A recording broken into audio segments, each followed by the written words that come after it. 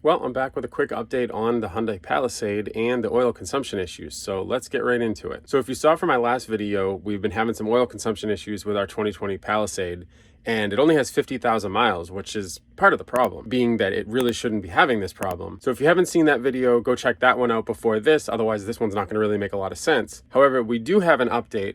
So we were told by the dealership to drive it for 1,000 miles, bring it back in, and they would check the oil consumption. Well, we did that this morning, and it's down about a half a quart in 1,000 miles. For a vehicle with 50,000 miles is really not acceptable. I'd expect maybe a small bit, although honestly, vehicles should not be consuming oil unless there's something wrong. So I figured that the next step would be we would essentially have the engine checked. But no, Hyundai has decided that in order for oil-related issues to be diagnosed properly, you need to have 4 service visits at 1,000-mile intervals each.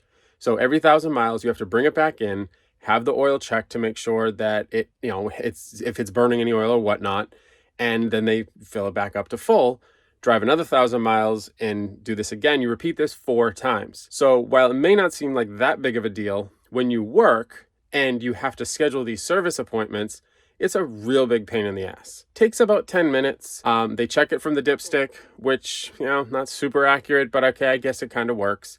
And they log it and then say, come back in 1,000 miles. So a couple things to note. First off, they're very particular about that 1,000 miles. The first time we went about 1,800 miles and they threw it out, said, nope, can't do it. Need to wait for an oil change. And then that's why we're on this plan now, where every 1,000 miles, we have about, I think I brought it in at like 1,050 or 1,100, something like that. We were away for the weekend on vacation for the holidays, and I couldn't exactly just, teleport myself to a dealership. Got it in today, and like I said, we're down a half a quart. So as far as why is this happening and what is the overall steps, so really what happens is they do this test the 4 times, and then they go to Hyundai and say, here's our findings. If it's out of the norm, they pull the engine and have it inspected. And in really rare cases, they replace the engine. I'm not going to say that they won't do that because unrelated to oil, but related to cars, we had a Nissan Murano, I think it was a 2018, and that ended up having its entire transmission replaced at around 50,000 miles. It's kind of crazy because you see original vehicles that have 400,000 miles, and these vehicles are taken care of. Like, we bring them into the service centers. In fact, they generally go to the dealership, and it's just crazy that cars are just not built like they used to be. I swear I sound like my grandfather saying that, but at the end of the day,